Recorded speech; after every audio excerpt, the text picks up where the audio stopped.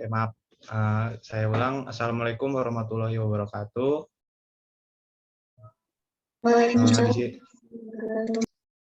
Kami dari kelompok 2 akan mempresentasikan hasil diskusi kelompok kami dengan judul yaitu transfer beban, rencana keadaan batas, dan kapasitas beban aksial berdasarkan uji beban statis. Boleh di next.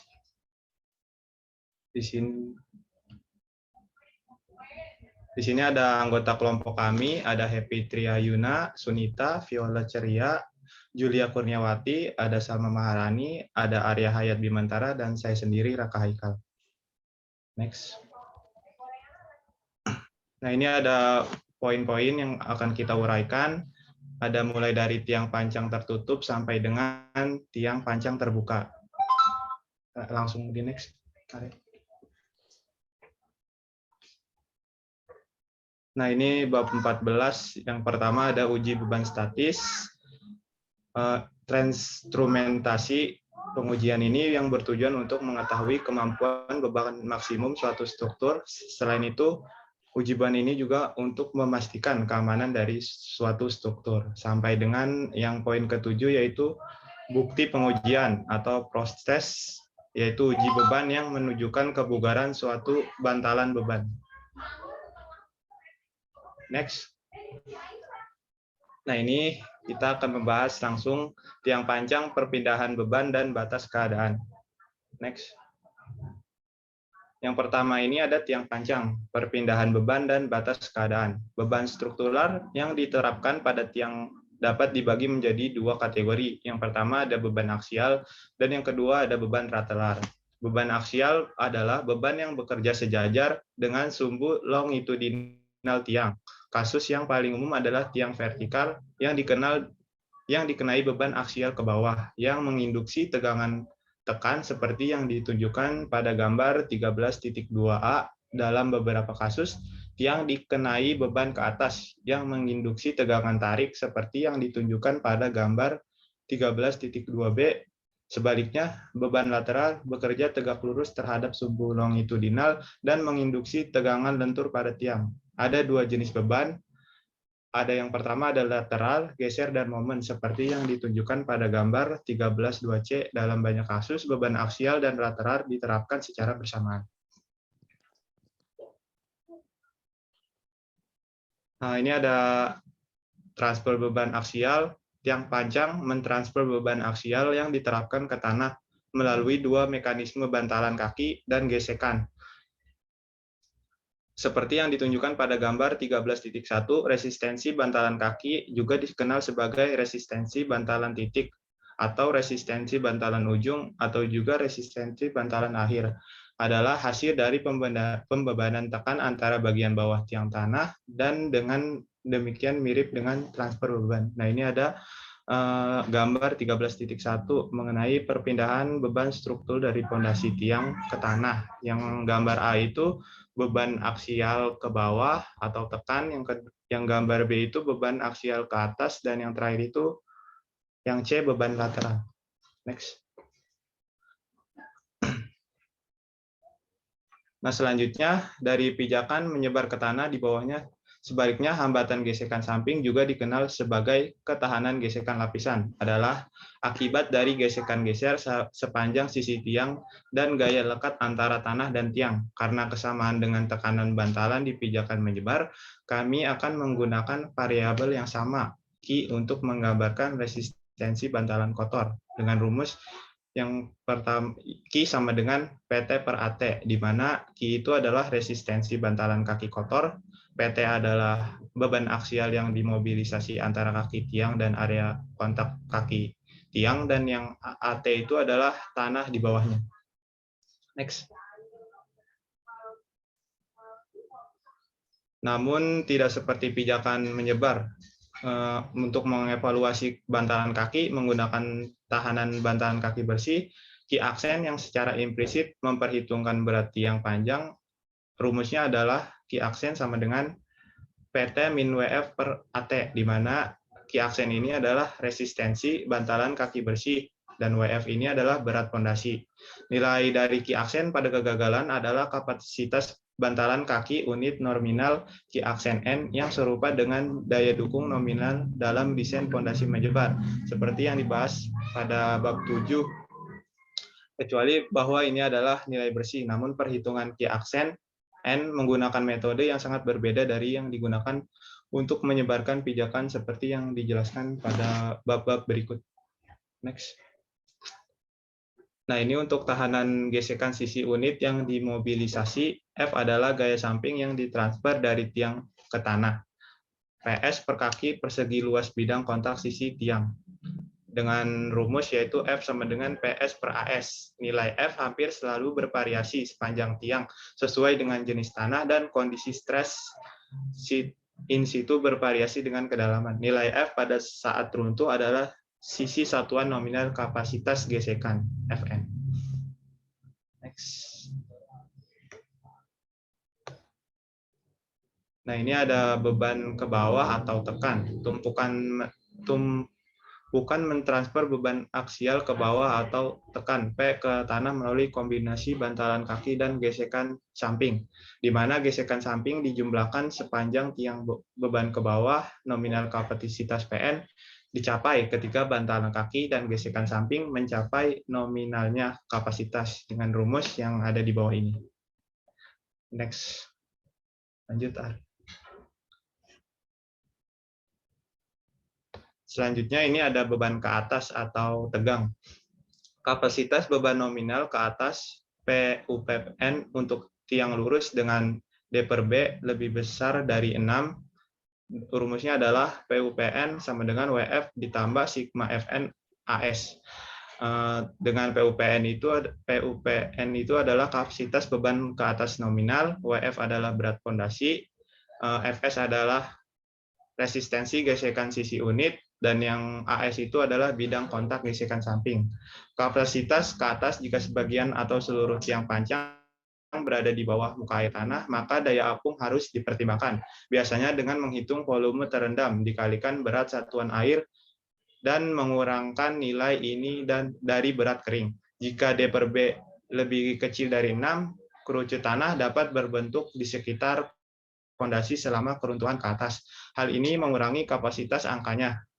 Untungnya sebagian besar tiang cukup panjang untuk menghindari masalah ini, sehingga hambatan gesekan samping dapat diasumsikan dengan beban ke bawah. Next. Nah, ini ada area kontak AT dan AS. Saat menggunakan persamaan 13.4 hingga 13.6, kita harus mengevaluasi bidang kontak bantalan kaki dan gesekan samping AT dan AS. Metode melakukannya tergantung pada bentuk dan jenis tiang. Yang pertama ada tiang panjang bagian tertutup. Nilai desain dari AT hanyalah luas kaki tiang, yaitu luas penampang padat, sedangkan AS-nya adalah lapisan tertentu luas permukaan fondasi yang bersentuhan dengan lapisan tersebut. Yang kedua ini ada tiang panjang bagian terbuka. Tiang panjang bagian terbuka termasuk tiang panjang pipa baja ujung terbuka dan tiang baja H adalah yang memiliki kontak fondasi tanah yang tidak jelas. Kontak yang tidak jelas ini membuat AT dan AS lebih sulit untuk dihitung. Jika fondasi penampang terbuka didorong ke batuan dasar, kelakuan relatif baja, sumbat tanah, dan batuan dasar sedemikian rupa sehingga bantalan kaki mungkin terjadi terutama antara baja dan batu. Oleh karena itu, dalam hal ini umumnya yang terbaik untuk digunakan AT sama dengan luas penampang baja, AS, dan abaikan setiap memasukkan perhitungan bantalan kaki. Next. Nah, yang ketiga ini ada kapasitas satuan. Adalah sejumlah pendekatan yang berbeda untuk menentukan kapasitas bantalan kaki unit nominal dan kapasitas Ki aksen N gesekan sisi unit nominal Fn. Semuanya merupakan kombinasi dari teori dan empirisme dengan derajat yang berbeda. Secara garis besar, metode dapat dikategorikan menjadi 3 kelompok. Yang pertama, uji beban statis. Yang kedua, metode analisis statis. Dan yang ketiga, metode dinamis. Setiap metode memiliki kelebihan, kekurangan, ketidakpastian, dan metodologinya sendiri, dan masing-masing dapat diterapkan untuk situasi tertentu. Next.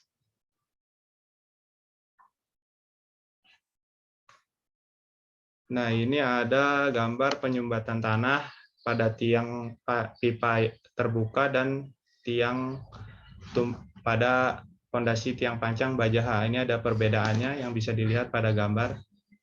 Next. Nah, selanjutnya ini akan dijelaskan oleh teman saya.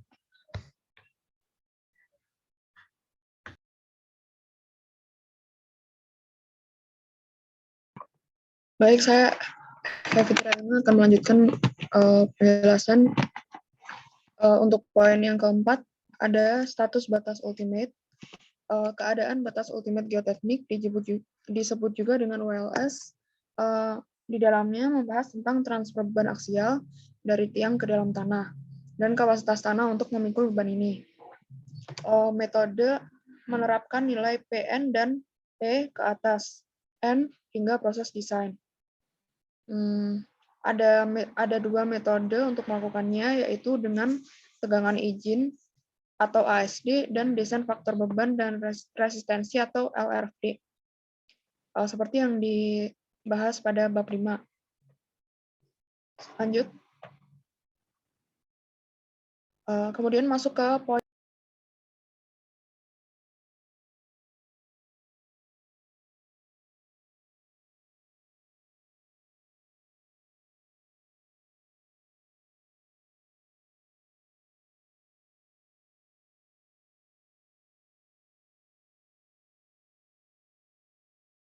Maaf Happy, itu ke mute. Ini mau boleh diulang slide sebelumnya?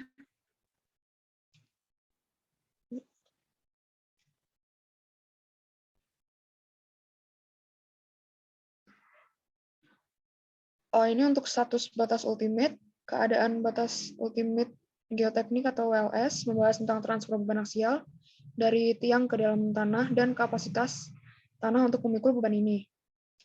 Di mana metode yang diterapkan ialah nilai PN dan P ke atas N hingga proses desain. Dua metodologi untuk melakukannya ialah dengan desain tegangan izin atau SD dan desain faktor beban dan resistensi atau LRFD. Kemudian lanjut. Untuk keadaan batas pamungkas geoteknik, metodologi desain tegangan yang diizinkan menggunakan metode SD dengan PA dan PUPA adalah menggunakan rumus berikut, yaitu PA sama dengan PN dibagi F, serta untuk PA, PAN dibagi F, di mana F adalah faktor keamanan. Lanjut.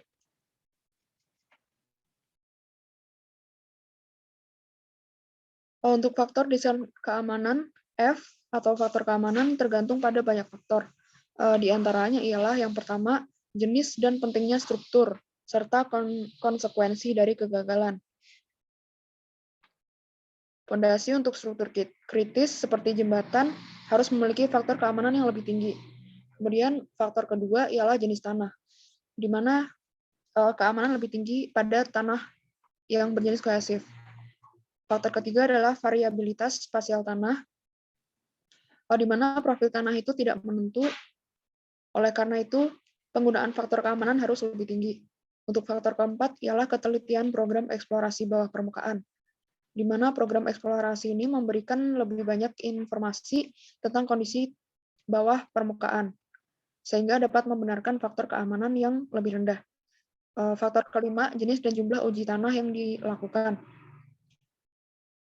Informasi tentang kondisi tanah dapat membenarkan faktor keamanan yang lebih rendah.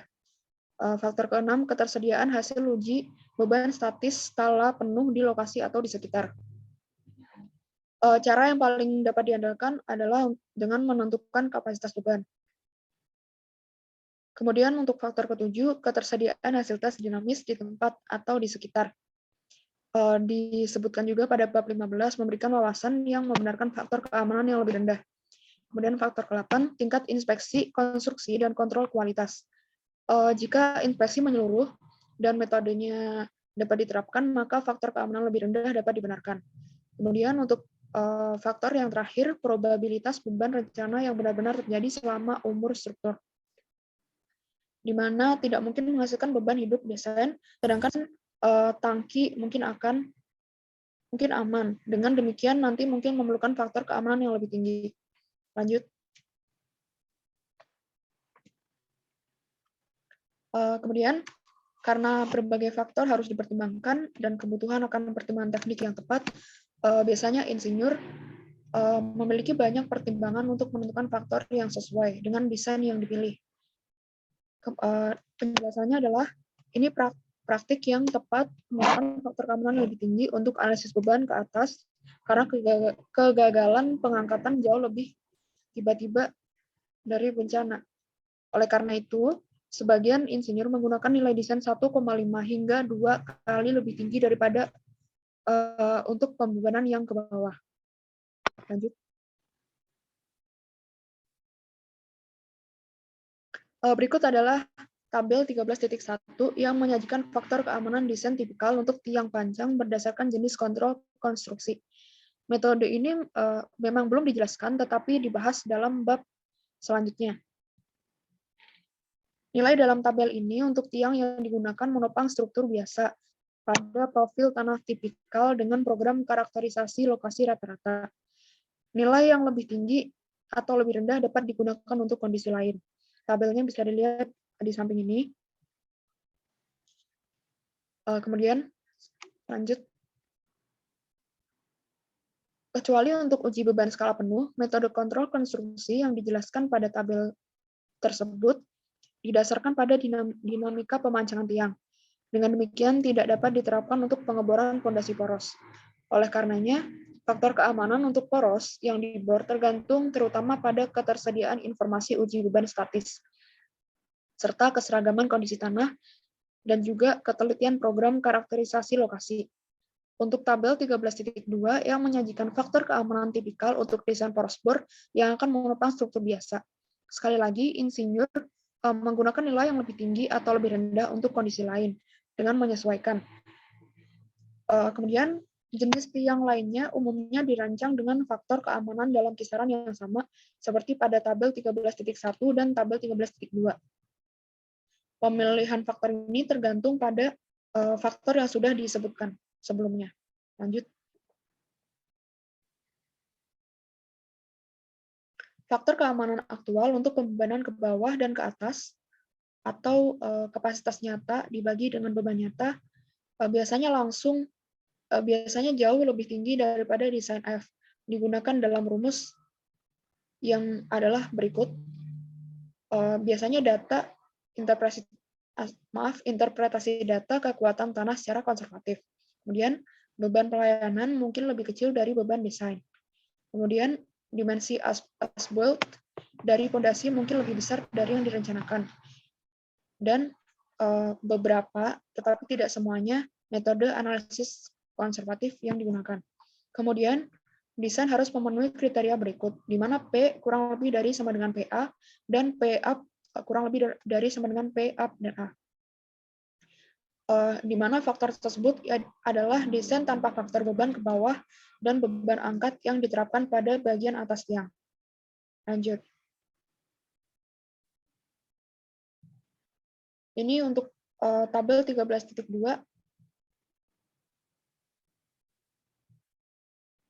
Jika program pengujian beban statis sangat ekstensif, faktor keamanan untuk beban ke bawah dan ke atas dapat dikurangi masing-masing menjadi sekitar 1,7 hingga 2,5.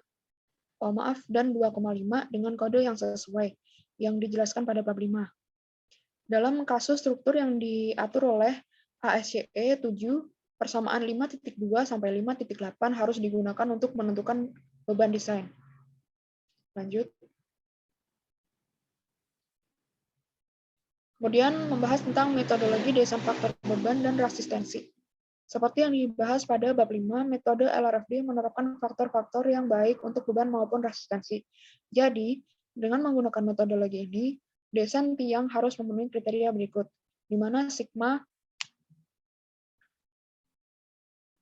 faktor beban PI kurang dari sama dengan faktor resistensi PN.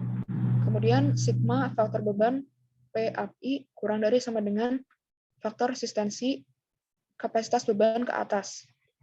Kemudian untuk metode analisis menggunakan faktor resistensi terpisah untuk bantalan kaki dan gesekan samping. Maka ruas kanan pertidaksamaan pada persamaan 13.11 dan 13.12 menjadi faktor resistensi untuk bantalan kaki dengan formula sebagai berikut. Kemudian faktor hambatan untuk gesekan samping dengan formula yang berbeda pada 13.14, di mana faktor beban untuk beban mati bertindak sebagai elemen penahan dalam persamaan 13.14. Dengan angkanya akan berubah seperti berikut. Lanjut. Untuk tabel 13.3, 13.4, dan 13.5 menyajikan nilai AASTO dari faktor tahanan geoteknik untuk desain tiang. Pemilihan memerlukan pemahaman lebih lanjut tentang metode yang digunakan untuk menentukan kapasitas yang dibahas pada bab 14-19. Kemudian untuk faktor hambatan dikalibrasi menggunakan faktor beban AASTO.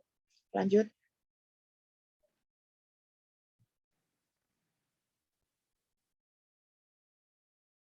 Kemudian ini disajikan tabel 13.3 yang di dalamnya memuat faktor-faktor tahanan geoteknis untuk the relevant file menggunakan analisis dinamis, tes beban, dan formula pengembangan file dalam AASTO LRFD Bridge Design Manual 2012.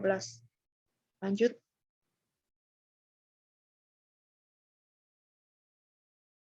Kemudian dilanjut dengan tabel 13.4 yang di dalamnya memuat faktor tahanan geoteknis untuk driven file menggunakan metode analisis statis dalam AASTO LRFD Bridge Design Manual 2012. Di mana di sini ada mode kegagalan, metode, dan bahan analisis serta faktor resistensi yang disimbolkan dengan F. Lanjut. Dilanjut dengan tabel yang ketiga, 13.5, yaitu tentang faktor-faktor tahanan geoteknis untuk drill shafts menggunakan metode analisis statis dan uji beban dalam AASTO LRFD Bridge Design Manual 2012. Di dalamnya memuat mode kegagalan, komponen dan bahan, metode analisis, serta faktor resistensi yang dilanjutkan dengan tabel berikutnya. Lanjut. Ini lanjutan dari tabel 13.5, masih sama dengan datanya menyesuaikan. Kemudian lanjut. Kemudian untuk keadaan batas akhir struktural,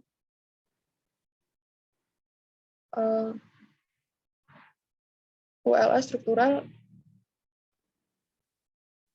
menggunakan persamaan 13.11 dan 13.12, kecuali sekarang nilai PN dan P ke atas, N mewakili kapasitas struktural lekan dan tarik dari tiang itu sendiri.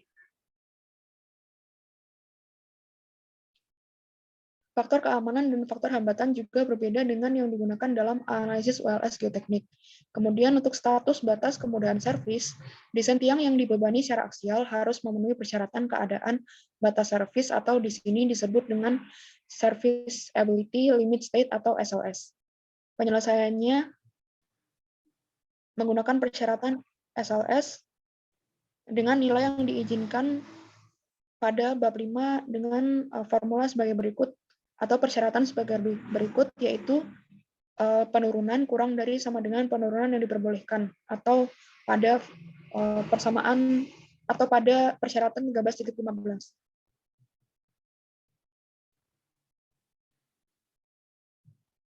Selanjutnya, untuk transfer beban aksial, pada bab 20 membahas metode untuk mengevaluasi kriteria penurunan SLS untuk tiang panjang. Kemudian bab 23 menjelaskan kriteria SLS lainnya. Nilai yang diizinkan akan dibahas pada bab 8. Poin yang pertama yaitu mobilisasi ketahanan tanah, tegangan dan regangan selalu terjadi bersamaan. Setiap kali stres atau tegangan diterapkan pada material, regangan yang sesuai juga akan berkembang. Hubungan antara beban dan deformasi membantu kita dalam memahami bagaimana tiang merespon beban yang diberikan.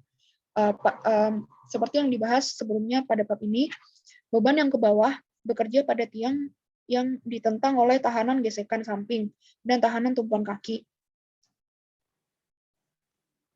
Kemudian untuk persamaan 13.4 menemukan kapasitas beban nominal ke bawah, namun tak satu pun dari resistensi ini dapat berkembang tanpa adanya deformasi atau penyelesaian atau penurunan yang sesuai dari tiang. Oleh karena itu, selain mengevaluasi kapasitas nominal to bearing dan side friction, Kita juga harus mengetahui penurunan yang diperlukan untuk melakukan mobilisasi kapasitas tersebut. Lanjut, untuk penjelasan berikutnya akan dilanjutkan oleh kawan saya. Terima kasih. Baik, terima kasih Evi.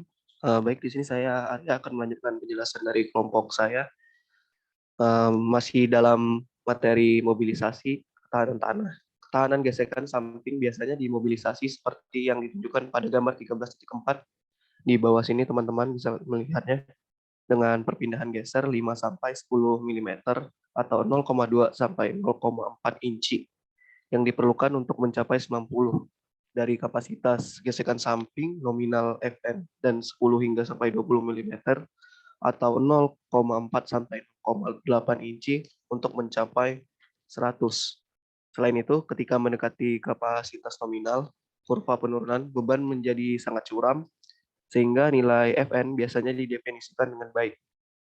Sebaliknya, jika kurva penurunan beban untuk bantalan kaki hampir tidak curam, seperti yang ditunjukkan pada gambar 13.4, masih gambar yang sama, dan kapasitas nominal tidak didefinisikan dengan baik. Dengan demikian, definisi kapasitas bantalan kaki unit nominal dan nilai numerik dari Q kan N menjadi kabur dan subjektif.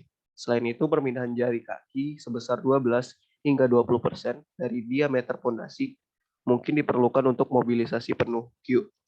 Bahkan tiang dengan diameter yang relatif kecil, jika dikatakan bisa B sama dengan 400 mm, akan membutuhkan perpindahan kaki sekitar 60 mm untuk sepenuhnya memobilisasi bantalan kaki, yang merupakan 4 kali yang diperlukan untuk memobilisasi gesekan samping. Baik, selanjutnya. Di sini ada tiang itu sendiri juga mengalami kompresi elastis selama pembebanan yang merupakan sumber lain dari penurunan yang jelas di bagian atas. Sumber penegasan ini dapat dihitung dengan menggunakan rumus sebagai berikut, di mana DE merupakan penurunan pada tiang akibat kompresi elastik tiang, lalu P merupakan beban pada tiang, lalu A atau luas, ini merupakan luas penampang, E merupakan modulus elastisitas tiang yang bisa dilihat pada bagian 14.3, Z merupakan luas penampang tiang. Dengan demikian, penurunan di ujung tiang lebih kecil daripada di bagian atas. Dalam beberapa kasus, perbedaan ini dapat menjadi signifikan, terutama pada tiang pancang yang sangat panjang dan bermuatan berat. Di bab 14 dan 20, membahas proses ini secara lebih rinci ke dalam di bawah bagian atas fondasi.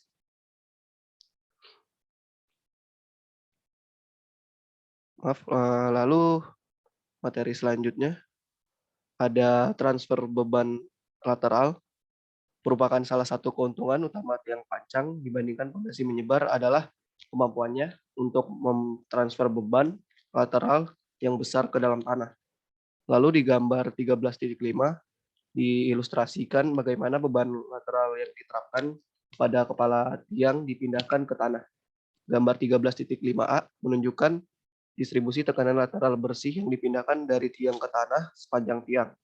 Lalu ada pula gambar 13.b dan C yang mengilustrasikan bagaimana tegangan lateral timbul pada bagian tertentu dari tiang selama pembebanan.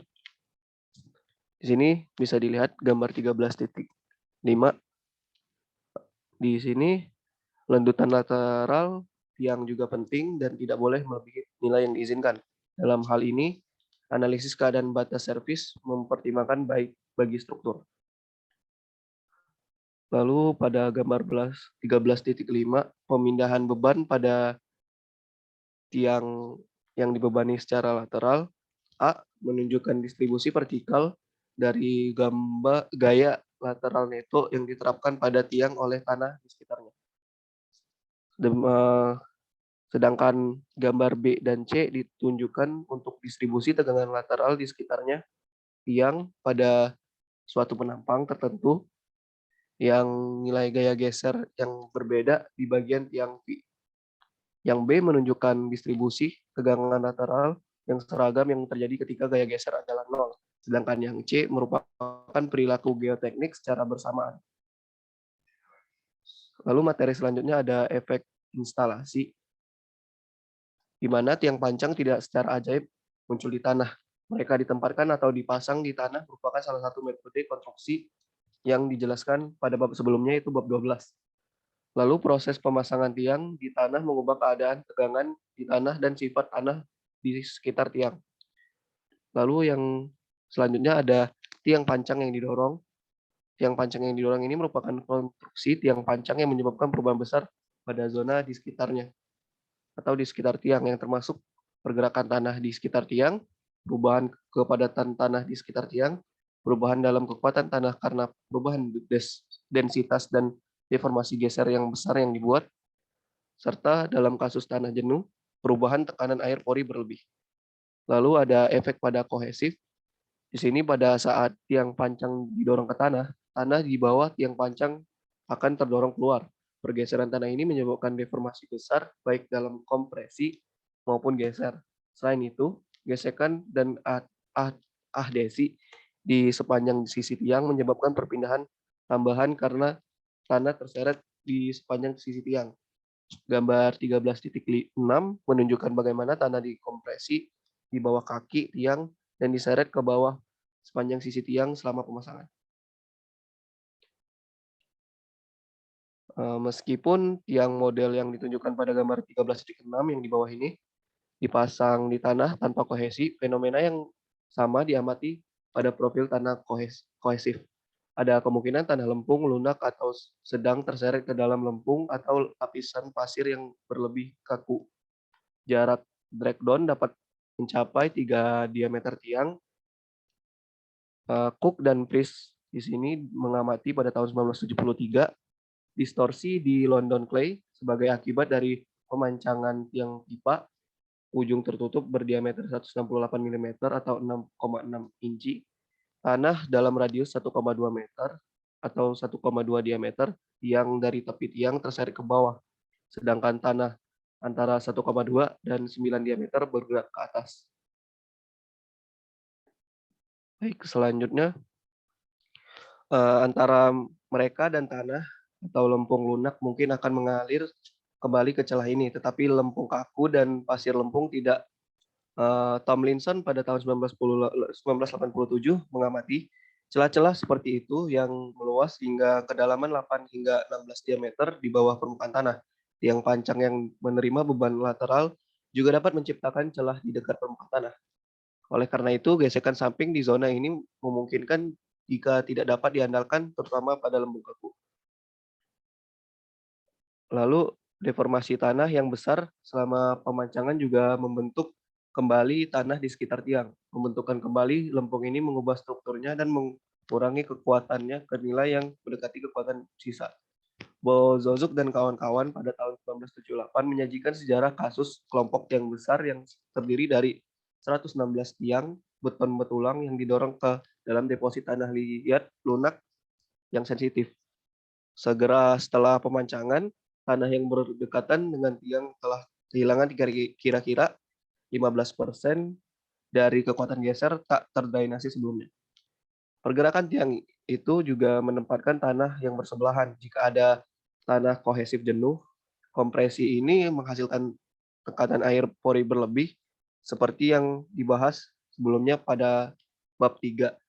Rasio tekanan air pori-pori berlebih atau KMW dengan tegangan efektif vertikal asli atau dilambangkan dengan SZ mungkin setinggi 1,5 menjadi 2,0 di dekat tiang. Secara bertahap berkurang menjadi 0 pada jarak 30 hingga 40 jari-jari tiang, seperti yang ditunjukkan pada gambar 13.7. Ini di sebelah kiri merupakan gambar 13.7, ringkasan tekanan air pori yang berlebih yang terukur atau KMW. Lalu tekanan air secara dramatis menurunkan kekuatan geser tanah yang membuatnya lebih mudah untuk memasang tiang pancang, tetapi untuk sementara menurunkan kapasitas dukung bebannya. Lalu kita bisa lihat di sini dapat kita amati peningkatan kekuatan ini dengan menyetel ulang palu tiang beberapa hari setelah pemancangan tiang dan mencatat peningkatan jumlah pukulan, sebuah fenomena yang dikenal sebagai mempersiapkan atau membengkukkan. Baik, lanjut. Di sini materi berikutnya merupakan efek pada tahap tanpa kohesi. Sejumlah penelitian telah menunjukkan bahwa proses pemadatan tanah tanpa kohesi sedang atau longgar dengan mendorong tanah keluar dari jalan karena dipindahkan oleh tiang pancang dan oleh getaran yang terkait, menurut Meyerhoff tahun 1959. Lalu, di sini didefinisikan akan jauh lebih signifikan untuk tiang dengan perpindahan tinggi daripada untuk tiang dengan perpindahan rendah. Pemadatan meningkatkan sudut gesekan tanah di sekitar tiang. Proses ini bahkan lebih nyata ketika tiang dipancang dalam kelompok. Semakin besar jumlah tiang dalam sekelompok, semakin besar pula proses densifikasinya. Lalu pengukuran tegangan lateral menggunakan uji dilatometer telah menunjukkan penurunan tegangan lateral dengan permukaan, tetapi peningkatan tekanan tanah lateralnya pada kedalaman yang lebih dalam, menurut Huang dan kawan-kawan pada tahun 2001. Dalam kelompok tiang besar atau tegangan lateral yang meningkat hingga 5 kali lipat telah diukur oleh Dubb dan kawan-kawan pada tahun 2006.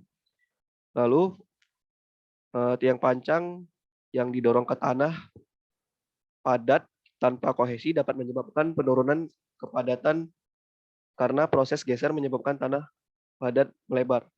Bisa dilihat pada gambar 13.8 ini merupakan peningkatan kapasitas beban tiang terisolasi dengan waktu. Diambil dari data Soderberg tahun 1962. Baik, selanjutnya akan dibacakan atau dipresentasikan oleh teman saya Sunita.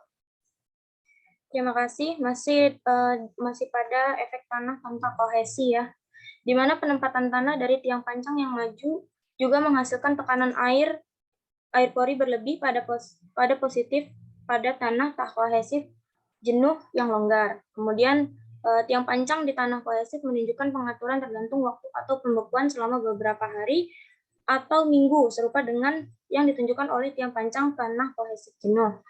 Dalam pasir yang di semen atau geometrial menengah seperti formasi karang berkapur, tiang pancang dapat merusak sementasi. Nah, di sini tiang pancang yang tepat itu sebagai solusi yaitu tiang pancang uret. Next. Nah, pada poros yang dibor, proses konstruksi poros yang dibor ini sangat berbeda dengan proses tiang pancang, di mana tekanan tanah lateral akan paling-paling juga tetap pada nilai prakonstruksi dan kemungkinan besar akan menurun selama proses konstruksi. Proses curing dapat menyebabkan pembentukan kembali tanah yang di sekitar tiang dan bercampurnya tanah di sepanjang sisi tiang dengan menarik tanah ke atas dari bagian bawah. Next.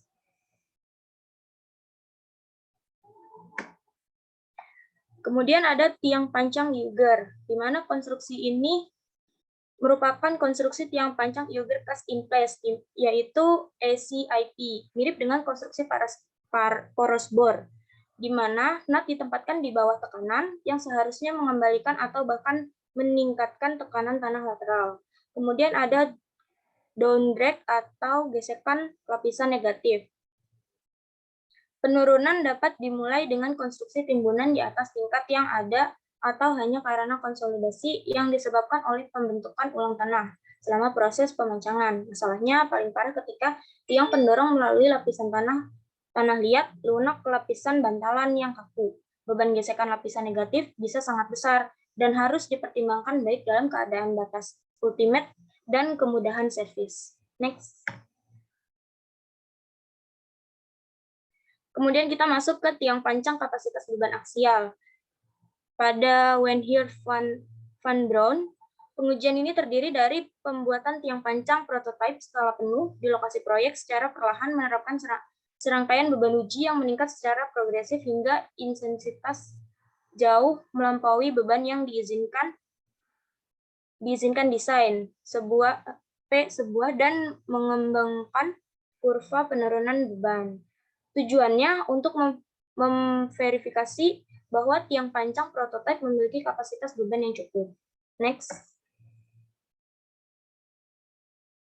Nah, ketika menggunakan desain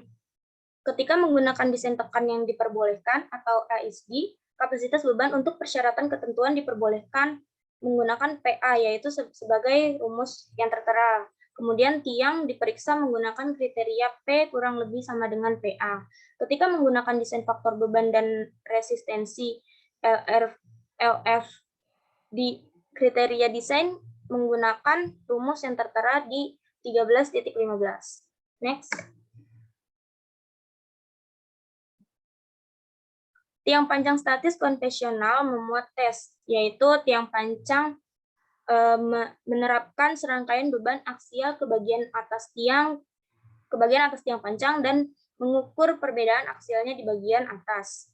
Nah, peralatan yang digunakan yaitu salah satu menggunakan metode yang dikenal sebagai text cantilever, menggunakan bobot mati seperti blok-blok beton yang ditumpuk di atas landasan untuk memberikan reaksi yang diperlukan untuk beban tes seperti terlihat pada gambar 14.1.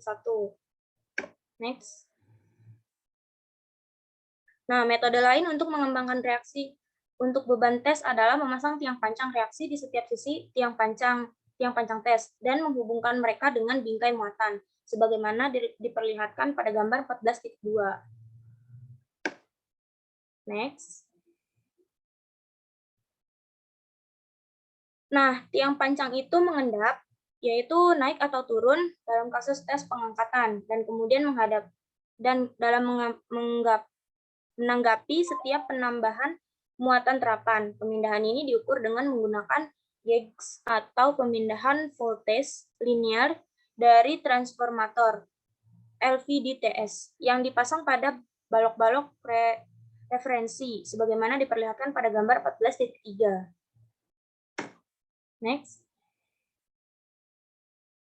Prosedur pada pengujian ini yaitu pembangunan fondasi yang dalam, khususnya dengan menumpuk seraya mengubah tanah di sekitarnya. Seperti yang dibahas pada pasal 13, perubahan ini sering menghasilkan tekanan air minum yang berlebihan, yang untuk sementara mengubah kapasitas beban. Oleh karena itu, yang terbaik adalah memberikan waktu setelah pembangunan untuk tekanan air yang berlebihan ini untuk menghilangkan sebelum melakukan tes beban, biasanya suatu hari untuk sen. Kemungkinan beberapa hari untuk hari libur. Next.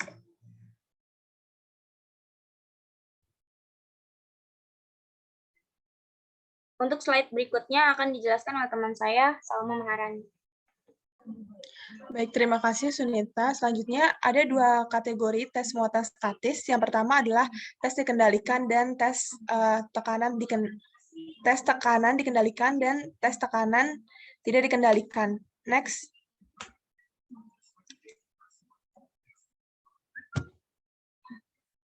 Yang pertama adalah uji muatan tetap yang terdiri dari tes singkat. Dengan metode ini penambahan beban lebih kecil sekitar 5% dari yang diantisipasi. Next.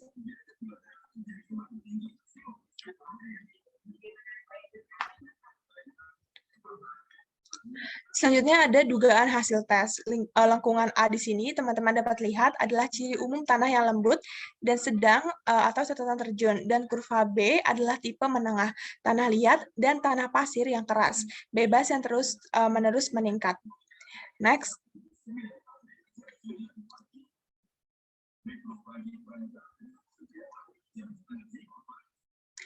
Selanjutnya adalah modulus elastis. Analisis hasil tes muatan tadi biasanya mencakup penilaian deformasi elastis dari tiang pancang itu, dengan demikian membutuhkan nilai untuk modulus elastis atau biasa disebut dengan E.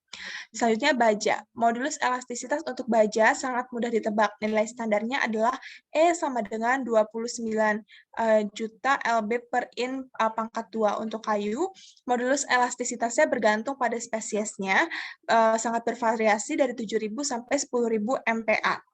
Next. Selanjutnya beton. Modulus elastis dari beton ini tergantung pada komposisi dari agregat, kandungan semen, dan faktor lainnya. Di sini ada beberapa persamaannya, di mana F aksen C adalah kekuatan komprehensif 28 hari, baik E dan F aksen C berada di MPa atau LB per in kuadrat. Next. Selanjutnya adalah metode Davidson. metode Davidson ini juga dikenal sebagai batas offset Davidson, adalah salah satu yang paling populer yang berarti menafsirkan hasil tes muatan. Hal ini mendefinisikan kapasitas penurunan beban nominal. Nah, di sini juga ada contoh-contohnya, teman-teman dapat lihat.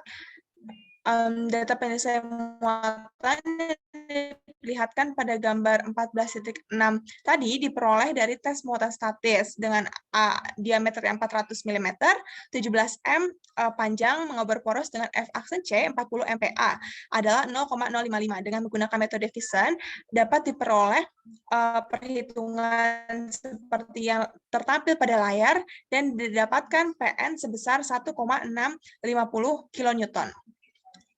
Next. Selanjutnya adalah metode Hansen-Bridge. Dalam pembahasan singkat tentang makalah sifat-sifat stres dari tanah kohesif, Bridge-Hansen 1963 mengusulkan hubungan parabolik untuk sifat-sifat akibat tekanan tanah di dekat kegagalan. Di sini adalah 4 kali lipat tekanan yang sama dengan stres atau tekanan sebesar 80% kegagalan dan 2 kali ketegangan atau strain yang sesuai pada tekanan yang sama dengan 90% kegagalan. Next.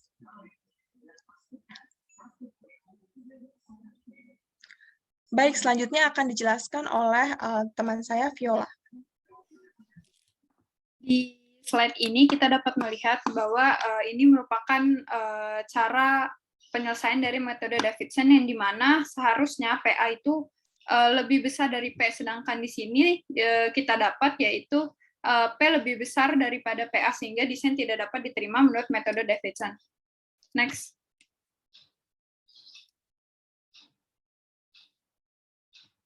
Nah, sedangkan yang ini adalah menggunakan metode Hansen-Bridge yang dimana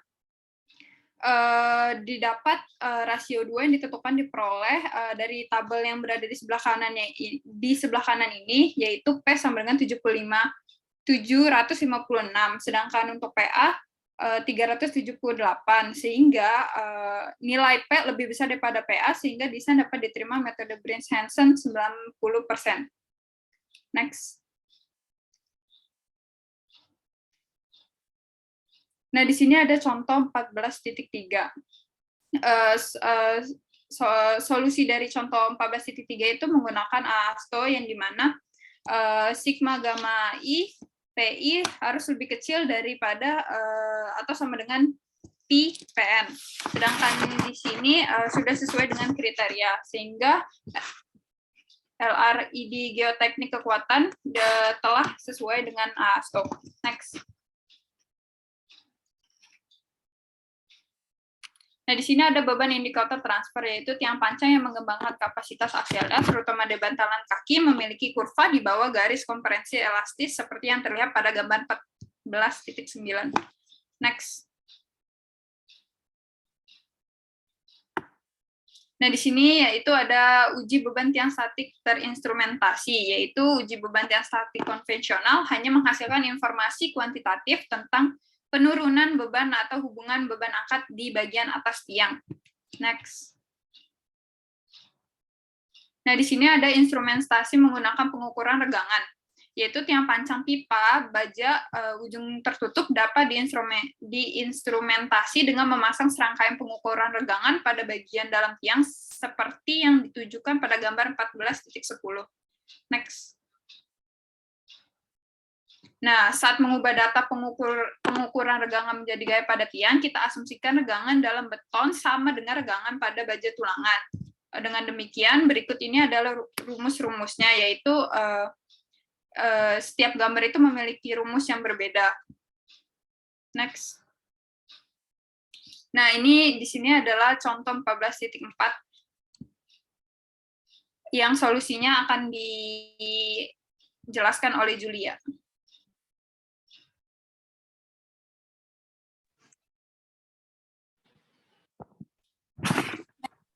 Bisa di next.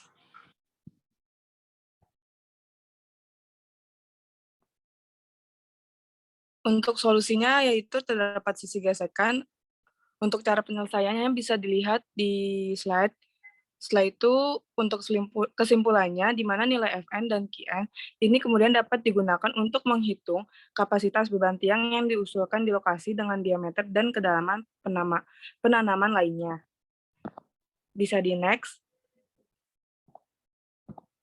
Instrumen menggunakan batang penanda. Metode lain melakukan uji beban tiang statik terinstrumentasi adalah dengan memasang batang penanda di dalam pondasi. Bisa di next. 14.6 yaitu uji beban aksial dinamis. Dapat dilakukan dengan menggunakan metode dinamis yang menerapkan beban dinamis cepat ke tiang. Bisa di next. Nah, di sini terdapat contoh 14.5, di mana terdapat 2 batang tanda telah dipasang di tiang PP20 kali 0,75. Nah, selanjutnya itu bisa dilihat ya teman-teman semua. Bisa di next. Nah, ini cara penyelesaian dari permasalahan yang sebelumnya.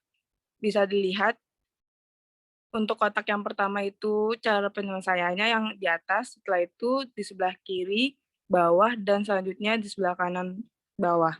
Kesimpulannya, penurunan 0,5 in mungkin cukup untuk memobilitasi hampir semua hambatan gesekan samping, sehingga nilai F yang dihitung mungkin sangat dekat dengan nilai Fn. Namun sekitar 10% dari diameter atau 2 in dalam kasus ini akan diperlukan untuk memobilisasi bantalan. Bisa di next. Selanjutnya yaitu tegangan sisa, di mana tiang pancang biasanya memiliki tegangan sisa yang terkunci yang merupakan hasil dari proses pemancangan tiang. Bisa di next. Selanjutnya yaitu 14.5, di mana uji beban Osterberg. Menggunakan satu atau lebih dongkrak penekuk hidrolik yang terletak di dekat bagian bawah poros seperti gambar 14.12 dan 14.13. Bisa dilihat ya teman-teman, gambar 14.12 dan 14.13. Sekian presentasi dari kelompok 2. Terima kasih.